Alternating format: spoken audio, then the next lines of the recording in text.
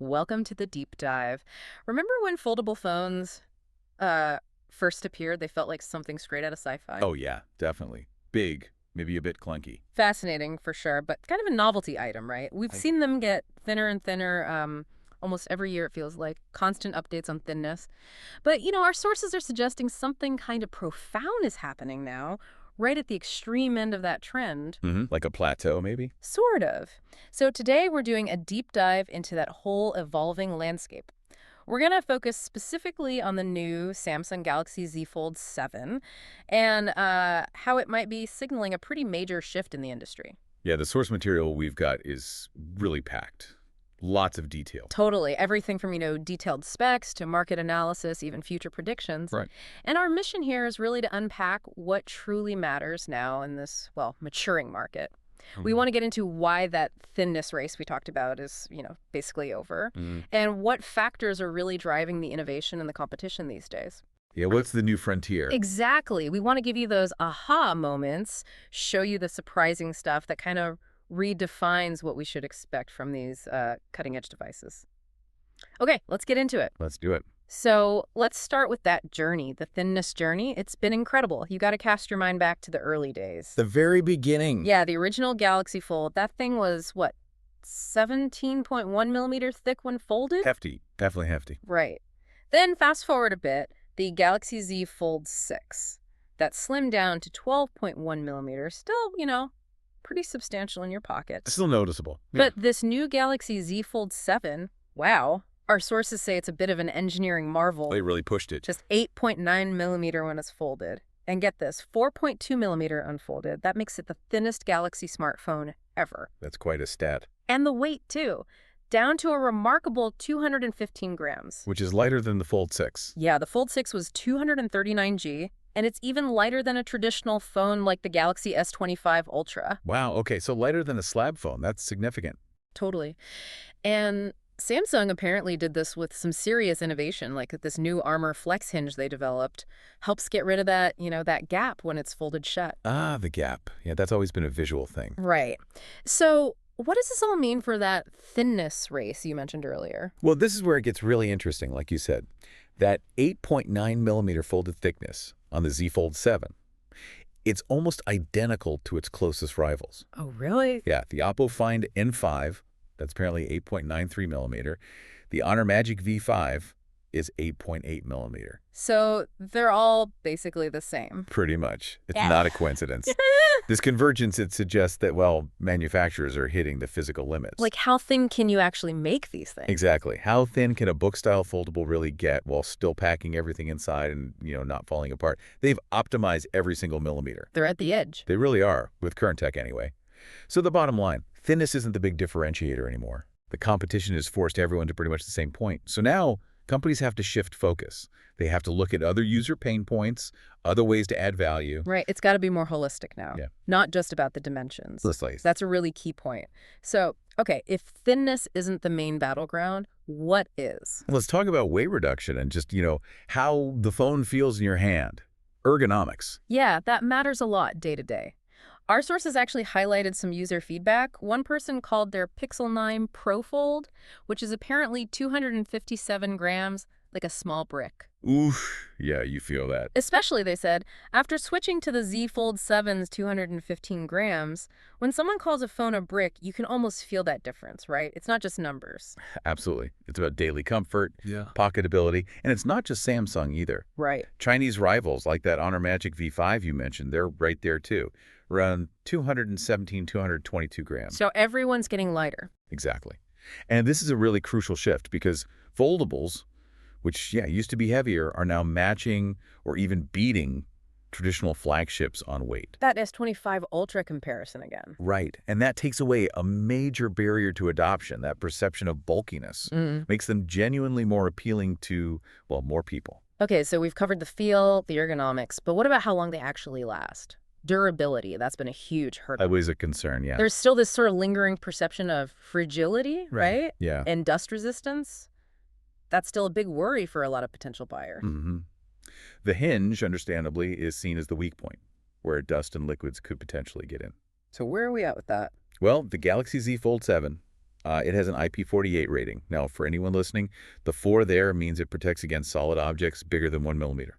So fine dust, still potentially an issue. Okay. The 8 fault means it can handle water immersion. So decent water resistance, but not fully dustproof. And the others? Competitors vary. The Oppo Find N5 has pretty robust water resistance, IPX6, IPX8, IPX9, but actually no official dust rating. Interesting trade-off. Yeah, and the Honor Magic V5 has an IP58 or IP59 rating, so that 5.4 gives it some dust resistance, plus the water protection. Okay, so improvements, but not perfect yet. But wasn't there a rumor? A potential game changer? Yes. This is a pretty striking bit from our sources. The rumored Google Pixel 10 Pro Fold. Right. It's expected, or at least heavily rumored, to be the first book-style foldable to achieve a full IP68 rating. 68, so the 6 fit means. Completely dust-tight. And the 8, again, is submersible in water. This would be huge. Yeah, that would be a major selling point. Definitely. A significant breakthrough. It basically puts foldables on par with traditional flagships for durability. That removes a massive psychological barrier for a lot of people. Imagine just not worrying about dust getting in the hinge. That would be a relief, for sure.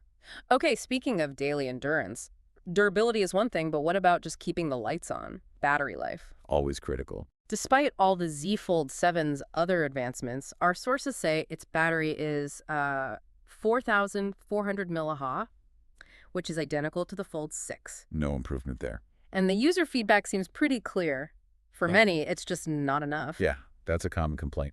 And this is where we see a really interesting strategic split. How so? While Samsung is apparently only testing silicon carbon battery tech, Chinese manufacturers are jumping on it, aggressively adopting it. Silicon carbon.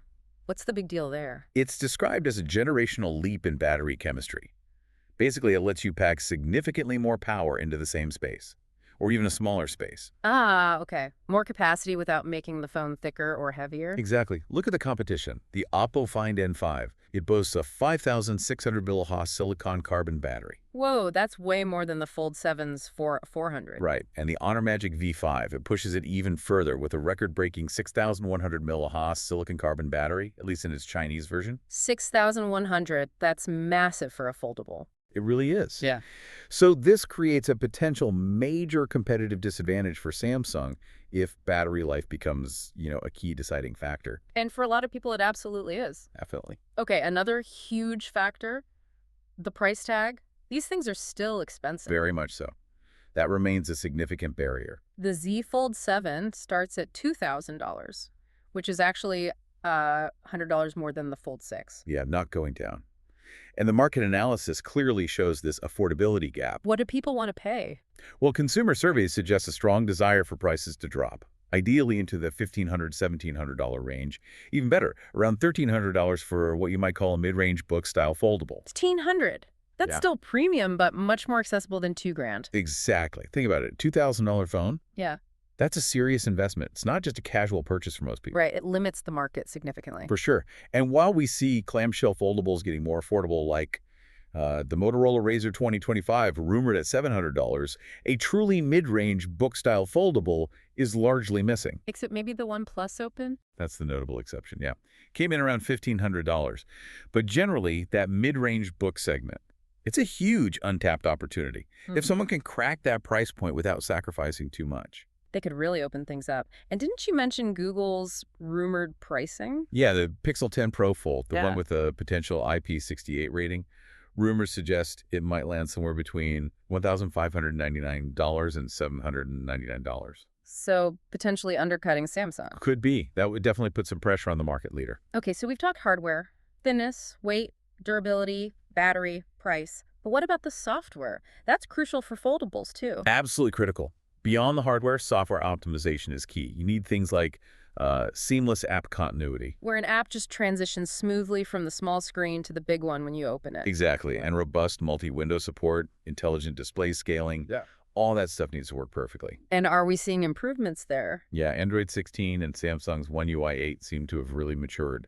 Multitasking feels much more refined now, according to our sources. Good. But then there's the AI integration. That seems to be the next big push everywhere. It really is. And this raises a key question. How does AI actually enhance these unique foldable form factors? Right. Is it just a gimmick or genuinely useful? Well, the way it's being framed, AI is turning foldables into smart, adaptive platforms. Samsung, especially, sees them as the ideal canvas for AI. They're collaborating closely with Google on this. An ideal canvas because of the larger screen real estate. Partly that, yeah. Imagine that larger inner screen as this dynamic workspace for AI. So specific examples, how does it actually work? Think about using Gemini Live, that's Google's real-time AI assistant, along with Circle to search. You could be playing a game, circle something for tips, and Gemini gives you advice right there. Okay, I can see that. Or having the AI assistant perform tasks right within your core apps like Samsung Calendar, Reminder, Notes. Like scheduling or summarizing. Exactly. And for clamshells, there's talk of Flex Mode AI on the cover screen. Like you set the phone down half folded to take a picture, and the AI analyzes the subject and suggests styling tips. Huh, interesting. Even the Honor Magic V5, with its 3-split multitasking, apparently integrates Gemini Live for things like recording meeting minutes automatically. So AI isn't just an add-on. It's becoming fundamental to new use cases that are sort of unique to foldables. That seems to be the goal, yeah. Yeah. Leveraging the form factor. Okay, so with all this innovation happening, Right. what's next? Where do foldables go from here? Well, the industry's already looking beyond the current designs. We're seeing emerging form factors pop up. Like what? Trifold phones. Techno showed off the Phantom Ultimate G Fold concept, which unfolds into a massive 9.49-inch display. Wow, like a small tablet. Pretty much. And there are rumors of a Samsung Galaxy G Fold, maybe a 10-inch tablet that folds down potentially by late 2025. And rollables, sliding displays. Those are being explored too. Still more conceptual perhaps, but definitely on the roadmap for some companies. But despite all this cool tech, all these advancements, what's the reality of market adoption? Yeah, this is the sobering part. Global foldable smartphone penetration was apparently only 1% in 2024. 1%. That's tiny. It is. And sales figures are described as flattish, maybe even declining in some key markets. Why? What are the roadblocks? The same concerns keep cropping up. Worries about fragility, the high price, and maybe a lack of clear, compelling use cases beyond the novelty factor. People aren't convinced they need one yet. That 1% figure is pretty stark, isn't it? Yeah. It suggests the current value proposition just isn't strong enough for the mass market. The tech is incredible, no doubt, but that widespread adoption hasn't happened. There's a disconnect. Between what manufacturers are building and what most consumers are willing to, well, buy into. Exactly. Okay, so let's try and recap then. We've seen how the Galaxy Z Fold 7 has effectively mastered thinness, reached that plateau. But that success has kind of forced the industry's focus onto new battlegrounds. Right, things like lighter designs, getting that full IP68 dust and water resistance. Significantly better battery life, maybe using those new silicon carbon chemistries. More accessible pricing, finding that mid-range sweet spot. And truly intelligent AI integration that actually makes use of the unique foldable form factor. Yeah, the future really hinges on moving beyond just being a novelty. Foldables need to prove their indispensable value in everyday life. Right. Success won't be measured by who has the absolute thinnest hinge anymore. No, it'll be about who makes the most practical, the most durable, the longest lasting, and the most accessible device. Solving real problems, offering real utility, not just looking cool. That makes sense. And it feels like the market is just waiting almost for a really compelling mid-range book-style foldable to unlock that wider adoption. It seems ripe for it, yeah. But the question is, will the high-end keep pushing boundaries with crazy trifolds and super advanced AI, or will the demands of the mass market affordability, durability, force a more fundamental shift in strategy? That's the big question going forward. So, turning it over to you listening, what do you think is the most critical next step? What needs to happen for foldables to truly break through and go mainstream?